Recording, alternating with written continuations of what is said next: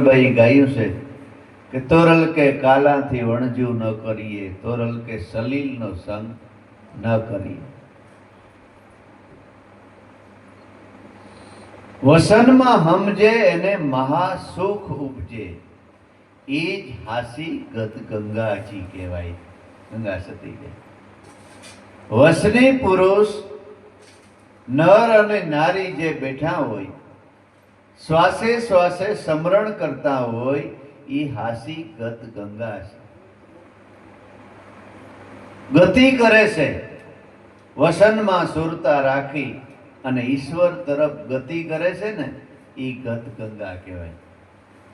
બાકી સવાર સુધી પાન માવાન બીડીયું પી માર્યું તાર્યું કોકની નિંદા કરીને ભેગા બેસે, એ ગત ગંગા ન કહેવાય, એ દુહણ મંડળ કહેવાય. એટલે ગંગા સતી ઈ શિખામણ આપે છે કે મોટામાં મોટી ગત ગંગા આ વસની પુરુષોનું જ્યાં મંડળ બેઠું હોય, ભલે ખુલ્લામાં બેઠું હોય, કઈ બાંધ્યું ન હોય, ઈ મોટામાં મોટી ગત ગંગા છે. એકાંતે બેસીને અલખને આરાધે, તો પ્રભુજી પધારે એને દ્વાર. એકાંતમાં બેસી જો અલખને આરાધે, તો ભગવાન એને પ્રસન્ન થાય, એને દ્વારે પધારે. તો એકાંત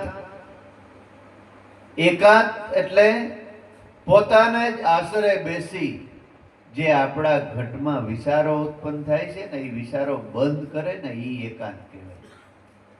બાકી જગતમાં એવું થડ કોઈ નથી કે ત્યાં એકાંત હોય. કદાચ ડુંગરમાં ચડી જાવ ને તોય આપણું મન જ્યાં સુધી સાથે છે ને, એ શકડોળે ચડાવે. ત્યાં નથી કહેતા કે બાઈને વૈરાગ થયો તો ઘર છોડીને ભગવા પહેરી લીધા. ભગવા પહેરી બહાર બેઠો તો કે અહીં તો ગામના લોકો નીકળે છે, અહીં ન બેસાય, કે જંગલમાં વયો જાય. એમ કરતો કરતો જંગલમાં ગયો. જંગલમાં શાંતિથી બેઠો તો ત્યાં ગોવાળિયા નીકળ્યા. બાપુ અહીં કેવા બેઠા છે? બસ કે આ ભક્તિ કરવી, મને વૈરાગ થયો, ઘર બહારનો ત્યાગ કર્યો છે. અરે બાપુ કઈ શા પાણી વગર રહેવાય? લેવું ખાનસા કાંઈ લઈ આવ્યો ભેગા, તે આપણે બકરા દોઈને શા કરીએ? ના બેન શા કર્યો? કે બાપુ હા વતરિયારામાં ખડમાં બેઠા, જગ્યા થોડી ખમી કરી નાખીએ તો બસ તો કરી નાખો. વારી ખડ બળ ઓલું કરી અને જગ્યા હમી કરી. જગ્યા હમરી કરીને કે બાપુ થોડુંક આ બાજુ વાહડા ઉભા છે, ઝૂંપડી બાંધી લ્યો ને, ટાઢ ને તડીકો ને આન તેન લાગે નહીં. તો કે હમ તો ત્યાગી હે, તમે કરો તો થાય. એની ઝૂંપડી બનાવી દીધી. થોડાક દી થયા ને શેષિયા બનાવી લીધો એને. હવે શિષ્ય કાયમ દૂધ ને ગામમાંથી લઈ આવે અને ગુરુ શિષ્ય શા પાણી બનાવે, ત્યાં પી. અને શિષ્ય થોડાક દીધી કે બાપુ કાયમનો આ ધક્કા ગામમાં, તો એમ કરતા તો આપણે એક ગાય લઈ લીધી હોય તો કે તો લઈ લેવાય. અહીં ખરાબ પીડે થોડોક ખેડી નાખીએ તો કઈ વાંધો નહીં, લઈ નાખીએ. ના બે વીઘા ખેડ્યું, એમાં જાર વાવી દીધી. થોડાક દીધે ગાય વિયાણી. બાપુ કે તને દોતા આવડે? તો કે મને નથી આવડતો. કે આ નહીં નથી આવડતું. તો કે તો એક માતા બેહાડી લ્યો ને બાપુ, આપણે કઈ કાંઈ જ નહીં દોવાની કે કઈ. એવી જ માતાઓ તૈયાર જ હોય, રખડતી હોય છો રે. માતાજી બેહાડી લીધા ને હવે ન્યા રિયા. અને બાપુને તો થોડાક દી થયા તો ન્યા છોકરા ના તેન બધું. હવે તો વાં ઘર હતું, મેળિયું હતું, બંગલા હતા, છોકરા હતા. તો ત્યાં શું વાંધો હતો? એટલે દુનિયામાં એકાંત ક્યાંય નથી. એકાંત સદગુરુએ જે ઠેકાણું મનને રાખવાનું બતાવ્યું છે ને, એ એક જ ઠેકાણું છે. એટલે એકાંત તો ઉલટાની ખરાબ છે. ભાગવતમાં વ્યાસજીએ લખ્યું છે કે બાપ દીકરીને પણ એકાંતમાં ન બેસવું, એકલું ન બેસવું. જો કોઈ જાતનું જ્ઞાન ન હોય તો બાપ દીકરીને પણ એકાંતમાં ન બેસવું. આ મન એટલું બધું સંસળ છે, ખરાબ છે. એટલે પોતાનું મન બ્રહ્મચર્યા કરતું હોય, એ સુખ જેને પ્રાપ્ત થયું હોય ને, એને દુનિયામાં ઈ મનને કોઈ પછી ડગાવી શકે નહીં. કારણ કે આખા જગતમાં સુખ નથી ને, ઈ સુખ આત્મ સુખમાં છે. એનાથી ઉપર કોઈ સુખ નથી. ઈ સુખ જેને પ્રાપ્ત થયું હોય ને, એને જગતના સુખ પછી નરક જેવા લાગે છે. એટલે સુરતાની આ છોટે જ નહીં. જેટલા જગતના સુખ છે ને, એને માટે એ બધા દુઃખ થઈ જાય. સંસારના સુખ છે ને, બ્રહ્મ સુખ ને જેને પ્રાપ્તિ થઈ હોય ને, એને સંસારના સુખ હતા ને, એ બધા દુઃખ થઈ જાય. સમજાય ને? એટલે ગંગા સતી કહે છે કે એકાંતી બેસીને અલગ ને આરાધે તો પ્રભુજી પધારે એને દ્વાર, એને ઈશ્વરનો અનુભવ થાય. ઈશ્વર શરણમાં 24 કલાક રહેતો હોય ને, પછી અખંડ સુખની પ્રાપ્તિ થઈ ગઈ. એને પછી નાશવંત સુખ ગમે જ નહીં. ખોટી વાતું કે સીધું કોઈની નિંદા ખોદણી ક્યાંય જાવું ન ગમે. એ તો વ્યવહારિક કામે જાવું પડે એટલું જ, બાકી એને પછી જાવું ન પડે, ગમે નહીં. એટલે એકાંતે બેસીને અલખ આરાધે તો પ્રભુજી પધારે એને દ્વાર. આવા વસન વિવેકી જે નર ને નારી પાનબાઈ, એને બ્રહ્માદિક લાગે. વસ્તુ વસનમાં છે ભરપૂર. કઈ વસ્તુ? આત્માનું સુખ આ વસનમાં પૂર્ણ રીતે સમાયેલું છે. લાવો વસનનો મનમાં ઠાઠ, એને મનમાં ધારણ કરી અને વસનનો આનંદ લઈ આવો. આ વસનમાં વસ્તુ ભરપૂર પડેલી છે, એનો ઠાઠ મનમાં લઈ આવો તો તમને અખંડ સુખની પ્રાપ્તિ થાય. ગંગા સતી વસને થાપન અને વસને ઉથાપન. વસને મંડાઈ ધણીનો પાઠ, વસને થાપન અને વસને ઉથાપન. આપણે આ ઘટની અંદર જ્યાં સુધી પ્રાણ હાલે છે, વસન ફડાકા મારી રહ્યું છે, ત્યાં સુધી જ આ જગત આગળ વધે. દીકરા દીકરીના જન્મ ક્યારે થાય? કે આપણા ઘટની અંદર પ્રાણ છે ત્યાં સુધી. પ્રાણ ન હોય એટલે કાંઈ એને કિંમત નહીં. પાઠની વાત આવી ને, એટલે પાઠ એટલે આ શરીર, આ દેહ છે ને, એ ભગવાનનો પાઠ છે. અને ઓલું પાઠ માંડે છે ને, એ આ દેહનું ચિત્ર દોરેલું છે, દ્રષ્ટાંત છે. પાઠમાં 9 દીવા કરવામાં આવે છે. 9 દીવા એટલે આપણી 9 ઇન્દ્રિયો. 10મી જળહળ જ્યોત એટલે આત્મ જ્યોત છે. અને એમાં 84 ખાના કરવામાં આવે છે પાઠમાં. જો આત્મ જ્યોતિ ના દર્શન ન કર્યા, એનો અનુભવ ન કર્યો, તો 84 લાખ યોનિમાં જીવને ભટકવું પડે છે. આ પાઠનો મિનિંગ છે. અને ઈ પાછો ગુપ્ત છે. ગુપ્ત એટલે આત્મા ક્યાં દેખાય? ગુપ્ત છે ને, ઈ 10મો દરવાજો બંધ છે, એટલે એના દરવાજા બંધ કરવામાં આવે છે. 10મો દરવાજો બંધ છે, એને સાવી, એને કુશી કોઈ સદગુરુ બતાવે, સત્ય નામની સાવી બતાવે, તો ઈ સુરતાએથી ઈ 10મે દ્વારે પ્રવેશ થાય છે. અને ત્યાં અખંડ અલગ ધણી આત્માને અખંડ બિરાજે છે, એમ પાઠ કહેવા માંગે છે. એટલે વસને થાપન વસને ઉથાપન વસને મંડાઈ ધણીનો પાઠ. વસનના પૂરા ઈ નહીં અધૂરા, માટે લાવો તમારા મનમાં વસનનો ઠાઠ. જે પુરુષ કોઈ વસની પુરુષ હોય ને ઈ જરાય અધૂરો નથી.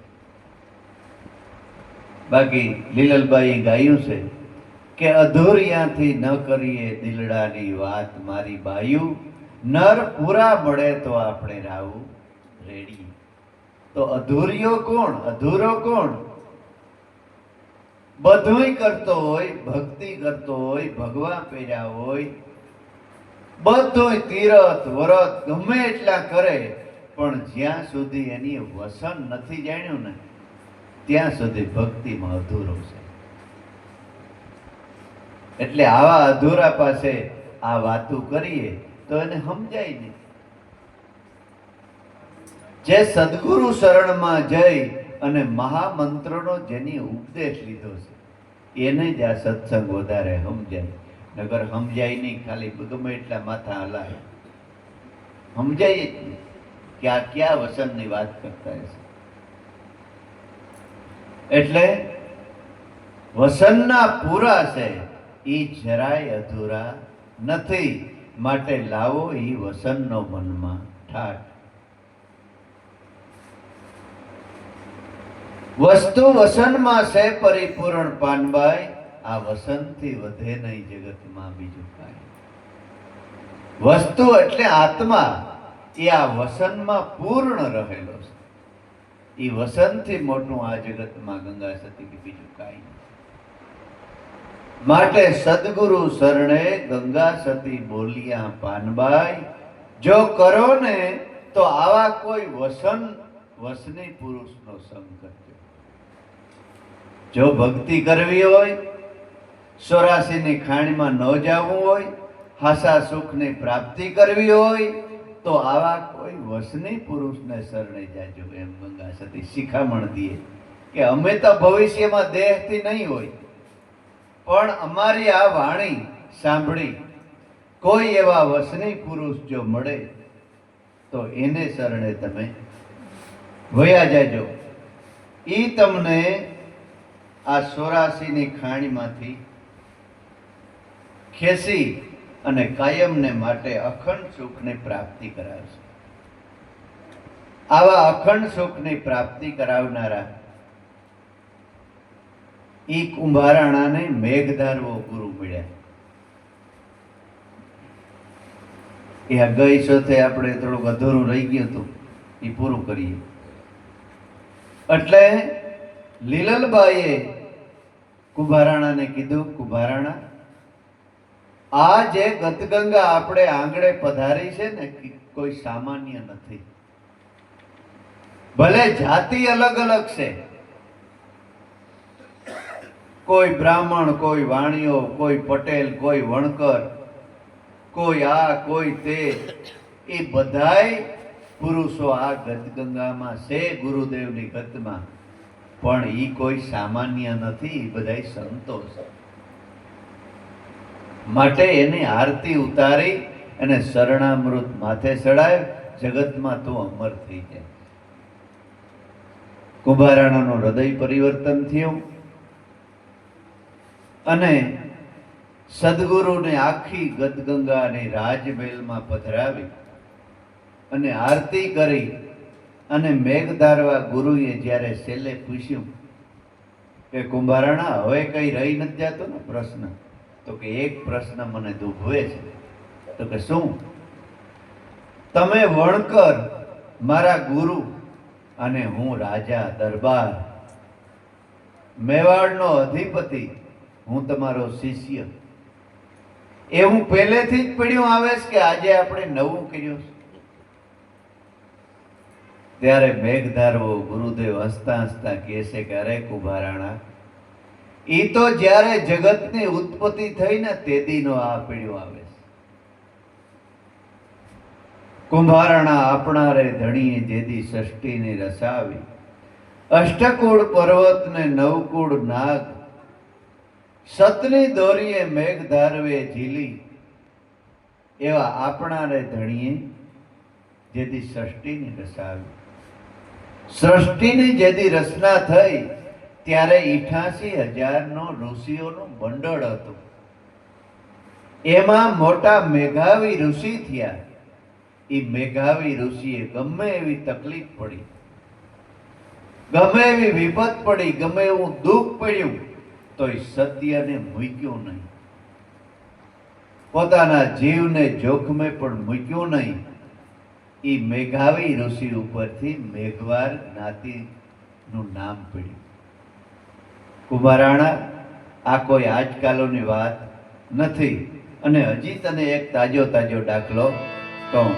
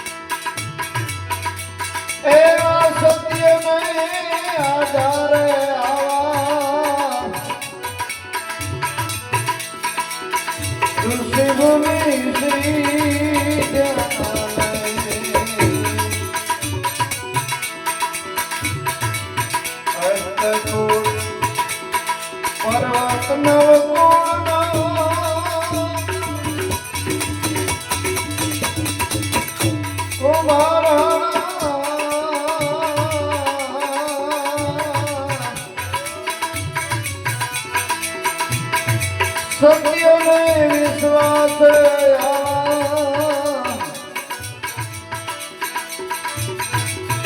ઋષિ મુનિ શ્રીજા, ઋષિ મુનિ શ્રીજા. હે કુમારાણા, પાટણનો રાજા સિદ્ધરાજ જયસિંહ, જેના રાજ્યની અંદર 2-3 દુકાળ પીડ્યા, માણસ પાણી વગર મીંડ્યા મરવા. રાજા ધાર્મિક હતો, ગુરુનો બાળક હતો. રાજાને એમ થયું કે હું પ્રજા પાલક અને મારી પ્રજા મરે એ થોડી હાલે. એટલે એની એક મોટો 100 ફૂટ ઊંડો કે કૂવો ગળાયો. એવડો મોટો, પોળો અને 100 ફૂટ ઊંડો ઈ વખતમાં, પણ એક ટીપું એમાં પાણીનું આવ્યું નહીં. રાજા લાસાર થઈ ગયો અને ઈ વખતના જોશી પાસે પોતે જોશ જોવરાવ્યા કે ભાઈ આમાં પાણી કેમ નહીં આવતું હોય? તો કે બાપુ 32 લક્ષણો, નર જો પોતાનો કાયાનું બલિદાન દે ને તો કદાચ પાણી આમાં આવે. હવે 32 લક્ષણો ક્યાં ગોતવા જાવ? ભક્તિના 32 લક્ષણ. જે માણસ ભક્તિ કરતો હોય ને, પૂર્ણ ભક્તિ કરતો હોય, એમાં 32 લક્ષણ હોય. દયા, ગરીબી, સમતા, શીલ, સુધ્યાન, કામ, ક્રોધ, લોભ, ઈર્ષા, અદેખાઈ, મારી તારી કરતો ન હોય, ખરાબ રસ્તે જાતો ન હોય, એવા 32 લક્ષણ.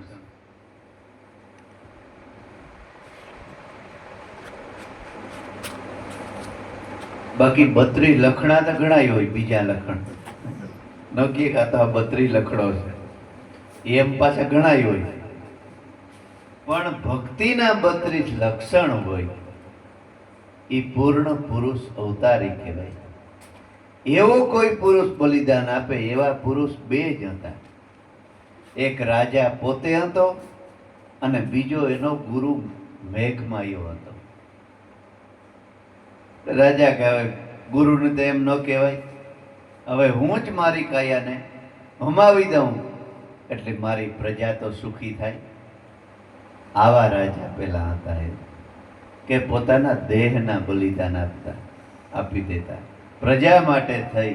એનું નામ રાજા કહેવાય. હે, આ તો બીજાના બલિદાન લઈ લઈએ, પ્રજાના મારી નાખે, એના બલિદાન લઈ લઈએ એટલે તો ક્યાં આ ઊંચો ચડી ગયો. જો ને થાય છે ત્યાં હજારો માણસ મરી જાય છે અને નથી થતો ત્યાં ટીપું નથી પડતું. જોવો તો ખરી, 2 બાજુ માર. એટલે પાલણસિંહે ગાયું, કુડા રે રાજાને જેને કુડી પ્રજા અને કુડા કલિયુગના મે, રૂઠડા રામને રીજાવો રે કરવા દેવને રીજાવો, સોય જળ ભર્યો, સોય શાયર રે જળ ભર્યો. એટલે આ પ્રકૃતિ, મનુષ્ય જેવી પ્રકૃતિ હોય ને એવી પ્રકૃતિ થઈ જાય છે કુદરતની. ભગવાન કઈ નથી કરતો. જેવું આપણે વાતાવરણ ઊભું કરીએ ને એવી આ પ્રકૃતિ બની જાય છે. હજારો, કરોડો, અબજો રૂપિયા સંગ્રહ કરી અને પ્રજા તલખે છે. હવે ખાઈ પોતે ખાઈ હગવાના જ નથી અને કોઈને ખાવાય નહીં, પણ દેહના બલિદાન દે એવા રાજા. એટલે એને પ્રજા અને રાજા 2 સુખી હતા. રાજા કહે તો હું જ મારા દેહનું બલિદાન આપી દઉં. થાળી લઈ અને પોતે બલિદાન આપવા તૈયાર થયો તો પોતાના ગુરુને ખબર પડી કે તમારો શિષ્ય સિદ્ધરાજ જયસિંહ દેહ હોમાવવા તૈયાર થયો છે. તરત જ ગુરુજી આવ્યા, રાજાના હાથમાંથી થાળી લઈ અને કીધું કે રાજા, તારે હજી ઘણા કામ બાકી છે. પ્રજાનો તું તો થાંભલો કહેવાય, અને પ્રજાનું કામ અને ઘણા તારે બાકી કરવાના છે. મારું શું કામ છે? મારે તો આ દેહ પડશે તો બીજા દેહમાં ભક્તિ કરીશ. મારે કઈ પ્રજાનું કામ કરવાનું નથી. તું નહીં, હું મારા કાયનું. તો ગુરુદેવ તમે? તો કે હા. પછી ગુરુ ત્યાં કઈ બોલાય નહીં એક શબ્દ. એ મેઘમાએ પોતાની કાયાનું બલિદાન દીધું અને પાણીલા ભરે છે કે સોય પનીના. બીજી રીતે કહું તો સંતોએ આ ભક્તિ માટે પોતાની કાયાના બલિદાન દઈ દીધા. છેલ્લે સુધી જ્યાં ખોડિયામાં પ્રાણ હતા ત્યાં સુધી બીજાને કીધું કે ઓ ભાઈ આ વાત ન ભૂલતા, આ વસ્તુ કલ્યાણકારી છે, આ રસ્તે હાલજો, તમે આ રસ્તે હાલજો, તમે આ રસ પીજો અને કોઈ જિજ્ઞાસુ મળે ને એને પીવડાવજો. ઈ કાયાનું બલિદાન દીધું કહેવાય. અને પોતાના શિષ્યને પણ સમજાવતા ગયા કે તમને જે શ્રવણ રસ બ્રહ્મરસ મેં પાયો છે ને એ તમે પીજો અને બીજા 5 જિજ્ઞાસુને પીવડાવજો. છેલ્લે સુધી એ પરમારથ સંતોએ કહ્યા છે. એટલે કુંભારાણા એ પાટણનો રાજા સિદ્ધરાજ જયસિંહ રાજા હતો અને એનો ગુરુ મેઘમાયો વણકર હતો, હરિજન હતો. આપણે કઈ નવી નવાઈ આજે કરી નથી. અને હજી તને સમાધાન ન થતું હોય તો હમણાંનો એક તાજો દાખલો બીજો બતાવું.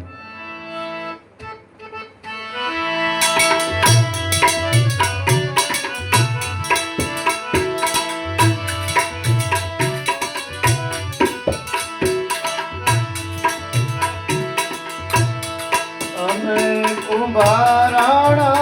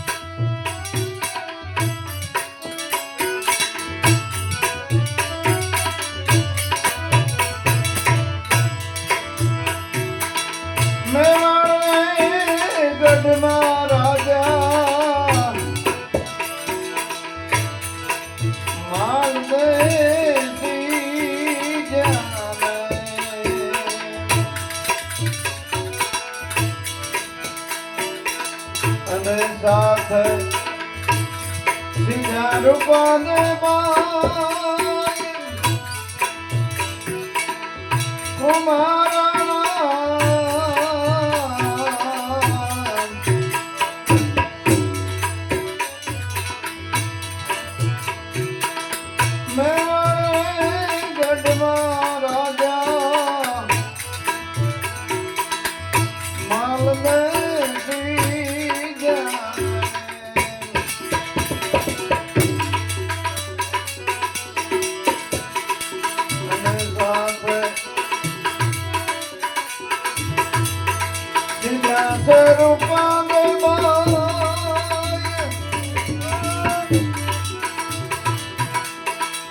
સોનાની થાળીમાં સત્ય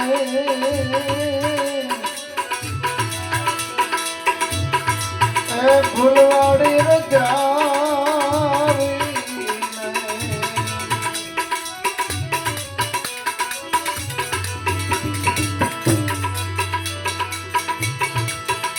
એના હેરણા હેરા માલ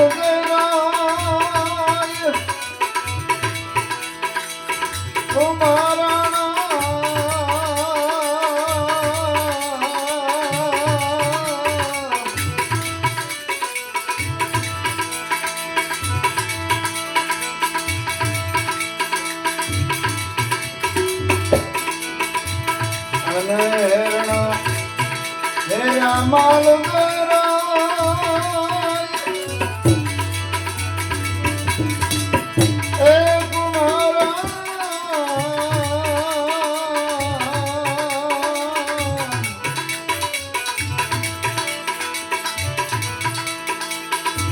સત્ય નહીં વિશ્વાસ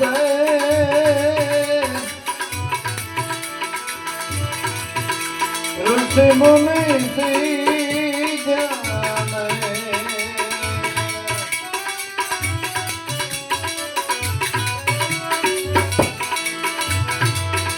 અષ્ટકુળ પર્વત નવકુળ